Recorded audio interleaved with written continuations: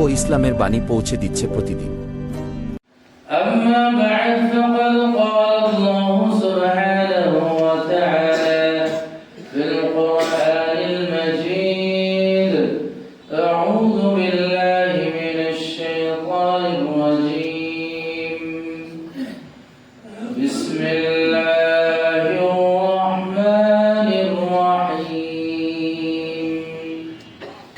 قد أفلح المؤمنون الذين هم في صلاتهم خاشعون والذين هم عن اللغو معرضون والذين هم للزكاة فاعلون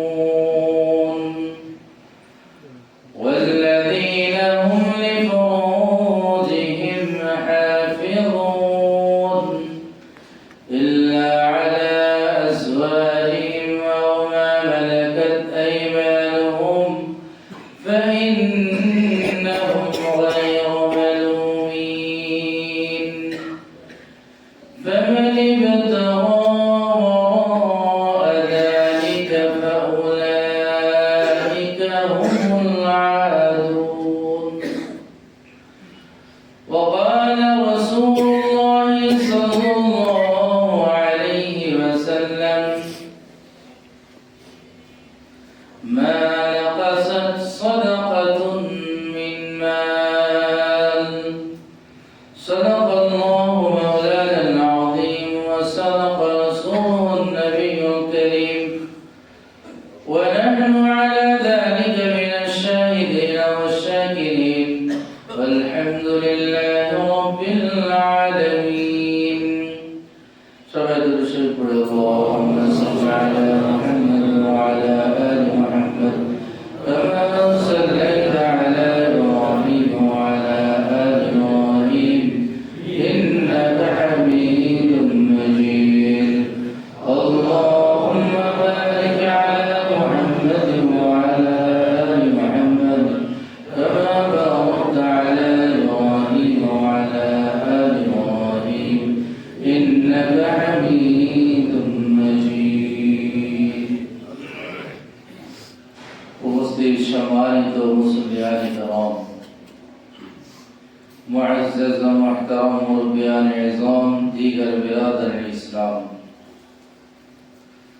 রব্বুল আলামিনের অসংখ্য অগণিত ফজল দয়া করম আমাদের উপরে যে আল্লাহ আমাদেরকে এই জুমার দিনে মসজিদে সমবেত হওয়ার সুযোগ করে দিয়েছেন এজন্য অন্তর থেকে শুকরিয়া আদায় করে আলহামদুলিল্লাহ। আলোচনা চলছিল সূরাতুল মুমিনুনের ৪র্থ নম্বর আয়াত, যেখানে আল্লাহ রাব্বুল আলামিন সকল মুমিনের গুণাবলী আলোচনা করেছেন। প্রথমে বলেছেন সকল মুমিন ওই মুমিন বা ওই ব্যক্তি যে নামাজে একাগ্রতা অর্জন করতে পেরেছে। ২ নম্বর সকল মুমিনের গুণ যে অহেতুক এবং বাজে কথা কাজ থেকে নিজেকে বিরত রাখতে পেরেছে। ৩ নম্বর সকল মুমিনের গুণ যে যাকাত ঠিকমতো আদায় করে অথবা নিজের আত্মার পরিশুদ্ধি করেছে। ওয়াল্লাযীনা হুম লিয-যাকাতি ফাঈলুন। আলোচনা গত সপ্তাহে চলেছিল যাকাত প্রসঙ্গে, তো তার আংশিক আলোচনা হয়েছিল। আজকে বাকি অংশ আলোচনা হবে ইনশাআল্লাহ। যাকাত আল্লাহ প্রদত্ত একটি ফরজ ইবাদত। এই যাকাত আল্লাহ তাআলা নারী পুরুষ প্রাপ্তবয়স্ক যারা সাহেবে নিসাব তাদের উপরেই ফরজ করেছেন, এবং যাকাত যারা দেয় না তাদের ব্যাপারে হুঁশিয়ারি উচ্চারণ করে আল্লাহ তাআলা সূরাতুত তাওবা 34 এবং 35 নম্বর আয়াতে ইরশাদ করেছেন, الذين يكنزون الذهب والفضة ولا ينفقونها في سبيل الله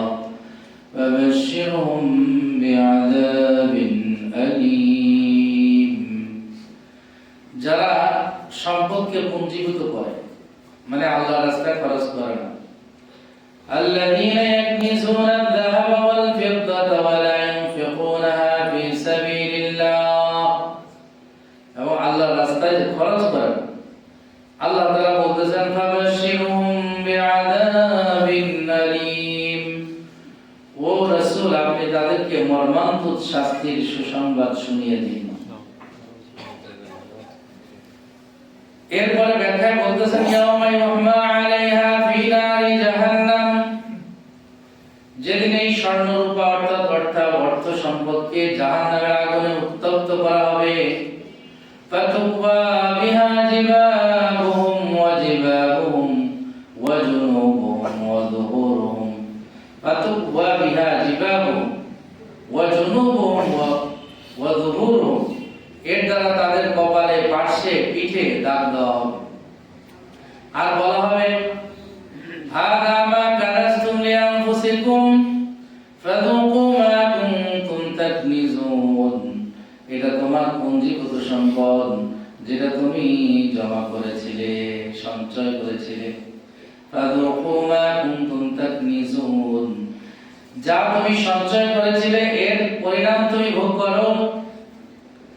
হাদিসে পাকের মধ্যে আসছে যে ব্যক্তি যাকাত দেয় নাই, গরু অনেক ছিল, ছাগল ছিল বা পশু ছিল যেগুলোর উপরে যাকাত ফরজ হয়, হাদিস শরীফে আসছে এই পশুগুলিকে আল্লাহ তাআলা কিয়ামতের দিন তার ঘাড়ে উঠাই দিবেন, আর এগুলি আওয়াজ করতে থাকবে চরম ভাবে।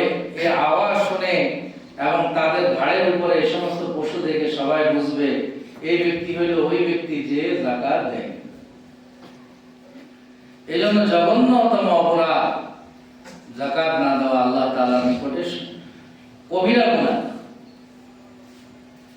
বাকি যাকাতের বিষয়ে শরীয়তের দিক নির্দেশনা হলো যে যারা সাহেবে নিসাব মানে সর্বনিম্ন যে সীমা সেটার মালিক হয়। সর্বনিম্ন সীমা হলো 52.5 তোলা রূপা সমপরিমাণ অর্থ সম্পদ অথবা সোনা রূপা, এগুলি যদি থাকে তাহলে আপনার উপরে যাকাত ফরজ। আর একটু বিস্তারিত বললে 52.5 তোলা রূপা, আর যদি শুধু স্বর্ণ থাকে তাহলে 7.5 ভরি স্বর্ণ। সেই সময়কার সেই সময়ে 52.5 তোলা রূপা সমপরিমাণ 7.5 ভরি স্বর্ণ পাওয়া যেত, মানে দুটোটা সমান সমান ছিল। এখনকার সময়ে স্বর্ণের 1 ভরির দামই হলো 2 লক্ষ টাকা। 52.5 তোলা রূপার চেয়ে কয়েক গুণ বেশি দাম শুধু 1 ভরি। তখনকার 7.5 ভরি আর 52.5 তোলা রূপার সমপরিমাণ দাম ছিল বিধায় শরীয়তে এই দুইটা জিনিসকে স্ট্যান্ডার্ড ধরেছে। এই দুইটা জিনিস হলো মেয়ার, যাকাত ফরজ হওয়ার মূল মাপকাঠি হলো এই দুইটি জিনিস, একটা হলো স্বর্ণ আর একটা হলো রূপা। রূপা 52.5 তোলা অথবা রূপা 52.5 তোলা সমপরিমাণ ব্যবসায়িক সম্পদ যদি আমার আপনার কাছে থাকে তাহলে আমার আপনার উপরে যাকাত ফরজ। যাকাত ফরজ হয় মৌলিকভাবে 3টির উপরে, ব্যাখ্যা করে বললে 5টি সম্পদের উপরে। 1 নম্বর হলো নগদ টাকা, অর্থ সম্পদ, নগদ অর্থ করি, যেভাবে আপনার কাছে থাকুক, আপনার লকারে থাকুক অথবা ব্যাংকের লকারে থাকুক অথবা ব্যাংকে জমা থাকুক অথবা ইন্স্যুরেন্সে থাকুক, যে কোনো ভাবে আপনার মালিকানায় আছে নগদ অর্থ সম্পদ, সেটা আপনাকে যাকাত দিতে হবে। 2 নম্বর স্বর্ণ রূপা, চাই সেটা অলংকার হিসেবে থাকুক অথবা আপনার সেটা বিস্কিট আকারে থাকুক, অলংকার নয় এমন ভাবে থাকুক, যে কোনো ভাবে স্বর্ণ রূপা যদি আপনার কাছে থাকে তাহলে যাকাত ফরজ। 3 নম্বর হলো ব্যবসায়িক মাল। এই 3টার উপরে ব্যবসায়িক মাল, ব্যবসায়িক ধন সম্পদ, ব্যবসায়িক টাকা পয়সা, ব্যবসায়িক যে কোনো পণ্য যদি আপনার কাছে থাকে আর সেটা যদি 52.5 তোলা রূপা সমপরিমাণ এই দামে পৌঁছে তাহলে আপনার উপরে যাকাত ফরজ। আর 2টা হলো পশু, যেগুলোর উপরে যাকাত ফরজ হয়, এগুলির নির্ধারিত সীমা আছে, দেওয়া আছে শরীয়তে। আর একটা হলো ফসলের যাকাত। এই মিলে মোট 5টি সম্পদের যাকাত দিতে হয়। দেওয়ার পরিমাণ হলো 2.5% শতকরা আর 40 ভাগের 1 ভাগ। সহজ হলে 40 ভাগের 1 ভাগ, আর শতকরা হারে ধরলে আপনি 2.5%, 2.5 টাকা। 40 টাকা 1 টাকা হইলে 80 টাকা 2 টাকা, আর 20 টাকা 100 টাকা, মোট 2.5% বা 2.5 টাকা। শতকরা আপনাকে 2.5 টাকা দিয়ে দিতে হয় যাকাত। এটা খুব বেশি নয়। আল্লাহ রাব্বুল আলামিন আপনার এই সম্পদের মধ্যে গরীব দুঃখীর হক রেখেছেন। ওয়াফি আমওয়ালিকুম হাক্কুল লিসাইলি ওয়াল মাহরুম। তোমাদের এই সম্পদের মধ্যে আল্লাহ রাব্বুল আলামিন সাইল ভিক্ষুকদের এবং যারা মাহরুম, যারা ভিক্ষুক নয় কিন্তু যাদের কাছে অর্থ সম্পদ নাই, তাদেরও হক রয়েছে, অধিকার আছে। লিসাইলি ওয়াল মাহরুম। এইজন্য আল্লাহ রাব্বুল আলামিন আমাকে আপনাকে ধন সম্পদ দিয়েছেন, মানে অনেক মানুষের অধিকার আমার ধন সম্পদের মধ্যে দিয়ে দিয়েছেন। আমাকে ডিলার বানাই দিয়েছেন। এইজন্য ডিলার মানে হলো সম্পদ গচ্ছিত রাখা নয়, সঞ্চয় করা নয়, এটা ডিস্ট্রিবিউশন করা। ডিস্ট্রিবিউশনের দায়িত্ব আমাকে দেওয়া হয়েছে। এখন যদি আমরা মনে করি যে ওই কারণের মতো যে সম্পদটা আমার বুদ্ধি, আমার যোগ্যতা আমি অর্জন করেছি, এখানে কেন মানুষকে দিব, গরিব দুঃখীকে কেন দিব? এই জন্য আল্লাহ রাব্বুল আলামিন এর মধ্যে আযাব আর হুঁশিয়ারি উচ্চারণ করে বলেছেন, আল্লাযীনা ইয়াকনিজুনা আয-যাহাবা ওয়াল ফিদ্দাতা ওয়া লা ইউনফিকুনা ফি সাবিলিল্লাহ ফাবাশশিরহুম বিআযাবিন আলীম। এদেরকে মর্মান্তিক শাস্তির সংবাদ দিন। আর এই সমস্ত ব্যবসায়িক মাল এর মধ্যে আপনি ধরবেন, যেমন আপনি যদি ব্যবসা করেন, ডেভেলপারের, তাহলে আপনার এই যদি ফ্ল্যাট থাকে ব্যবসার উদ্দেশ্যে সেটার উপরে যাকাত আসবে। যদি আপনার ফ্ল্যাট থাকে ব্যবসার উদ্দেশ্যে সেটার উপরে যাকাত থাকে। আর যদি এগুলি থাকার জন্য হয়, আপনার প্রয়োজনে যদি থাকে, তাহলে যাকাত ফরজ হবে না। ব্যবসায়িক পণ্য হইলে, যদি আপনি জমির ব্যবসা করেন, ল্যান্ডের ব্যবসা করেন, হাউজিং এর ব্যবসা আছে, তাহলে আপনার ওই জমির উপরে যাকাত ফরজ হবে। আপনি যদি ফ্ল্যাটের ব্যবসা করেন, তাহলে আপনার ওই ফ্ল্যাট, ব্যবসায়িক ফ্ল্যাট যেগুলি আছে, যেটা থাকার অতিরিক্ত, আপনার প্রয়োজন অতিরিক্ত, সেটার উপরে যাকাত ফরজ হবে। বাড়ি যদি আপনার 5-10টাও থাকে, যাকাত ফরজ হবে না। বাড়ি আছে কয়েকটা, এটার ইনকামের উপরে আপনার যাকাত ফরজ হবে, বাড়ির উপরে যাকাত ফরজ হবে না। গাড়ি আছে আপনার, ব্যবসায়িক না, প্রয়োজনে ব্যবহার করেন, একাধিক হইতে পারে, যাকাত ফরজ হবে না। কিন্তু আপনি যদি গাড়ি কিনেছেন ব্যবসায়িক উদ্দেশ্যে, তাহলে আপনার এই গাড়ির উপরে যাকাত ফরজ হবে। অনুরূপভাবে আমরা অনেকেই এই শহরে যারা ঢাকায় থাকি, আমরা শেয়ার ব্যবসায় অনেকেই সম্পৃক্ত আছি। যদিও বাংলাদেশের বর্তমান এই পুঁজিবাদী অর্থ ব্যবস্থার একটা সাইড হলো শেয়ার ব্যবসা। এটা পুঁজিবাদী অর্থ ব্যবস্থার ক্যাপিটালিজমের একটা অনুষঙ্গ বিষয়, শেয়ার ব্যবসা।